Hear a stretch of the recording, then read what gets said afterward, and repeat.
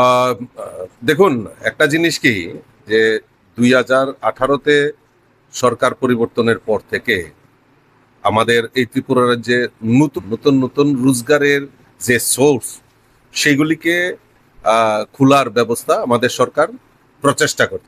আমাদের এই রাজ্যে আমরা দেখেছি বিভিন্ন উৎসব অনুষ্ঠানে বহিরাজ্য থেকে ফুল নিয়ে আসা হতো, এবং ইদানিং আমরা দেখেছি যে আমাদের এই রাজ্যে বিভিন্ন চাষিরা স্ব উদ্যোগী হয়ে ফুল চাষের উপর গুরুত্ব আরোপ করে সেখানে তাদের তাদের জীবিকা নির্বাহের জন্য তারা ব্যবস্থা করছেন।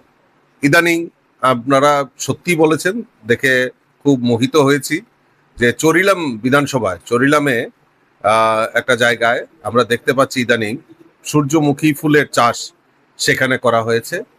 প্রচুর দর্শকের ভিড় সেখানে হচ্ছে, আমি সোশ্যাল মিডিয়ার মাধ্যমে দেখেছি, বা ওই সময় রাস্তা, আমি দক্ষিণ ত্রিপুরা জেলায় যাওয়ার সময় আমি নিজে দেখেছি। তো আমি তাদেরকে, যারা এই উদ্যোগ নিয়েছে, তাদেরকে, যারা চাষি, তাদেরকে আমি অসংখ্য ধন্যবাদ জানাই, শুভেচ্ছা জানাই, যে আগামী দিন আরো ইনোভেটিভ আইডিয়া নিয়ে আমাদের এই রাজ্যের যে ফুল চাষিরা তারা স্ব উদ্যোগী হবে, তাদের রোজগারের একটা মাধ্যম তারা সেখানে প্রতিফলিত করবে এবং ত্রিপুরাকে সমৃদ্ধশালী করবে। এটা আমি নির্দ্বিধায় বলতে পারি। আজকেও আমাদের ভারতবর্ষের যশস্বী প্রধানমন্ত্রী নরেন্দ্র মোদীজি উত্তর পূর্বাঞ্চলের মধ্যে এই ত্রিপুরার নাম উল্লেখ করেছেন, বাঁশ শিল্পের কথা উল্লেখ করেছেন।